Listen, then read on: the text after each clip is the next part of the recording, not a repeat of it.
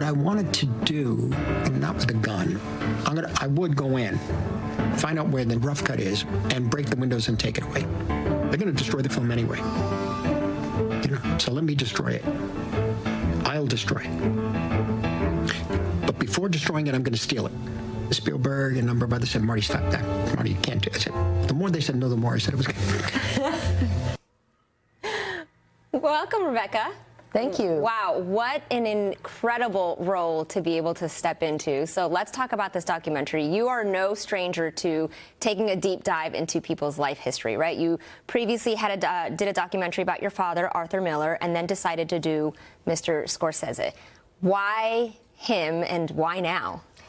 You know, he's just the greatness of his work, the moment in his life he's in. I had this powerful instinct that his spiritual life somehow informed his work, and I was kind of interested in his interest in violence, but in films, in some films, but then also his Catholicism. So it was like all this stuff made him a fascinating protagonist, and we had this wonderful conversation, which led us through a lot of dark times and light times. Yeah. Well, you talk about conversations. I feel like we all have some sort of connection with the filmmaker. I mean, we feel like we have a deep connection with him, but there's probably so much that we have no idea. How long did this take? I imagine some of the conversations that you had were just endless, right? They were. Long. I mean, it was a conversation that lasted about 5 years. The whole thing was 5 years, really, from beginning to end. And some of our sit downs lasted 5 hours. They were long conversations, and that's really the spine of the piece. Yeah. Were you surprised at all that he gave you all of this access into his life?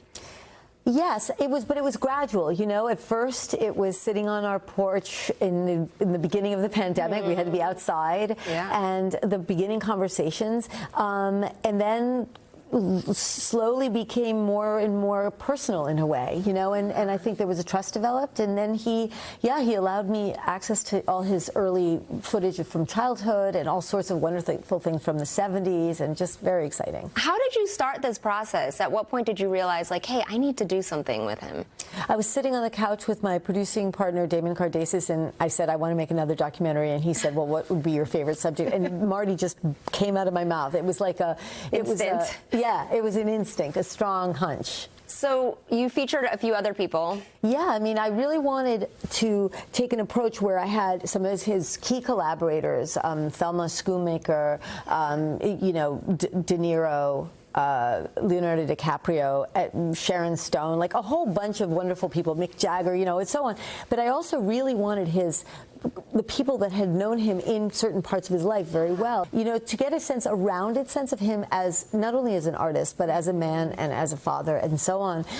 It was really about how life and art are constantly creating each other. Was there anything that surprised you about him, that you maybe were like, whoa, I didn't really realize that? So many things. I didn't know that much about his personal life, and so in some ways I had studied the films really carefully, but I didn't know that much about his personal life, and in some ways that was a help, because I was genuinely just really listening and asking questions, by virtue of what he just said, so yeah. Amazing. Rebecca, thank you so much. This is such a fascinating deep dive into his life and history, so thank you. Thank you so much.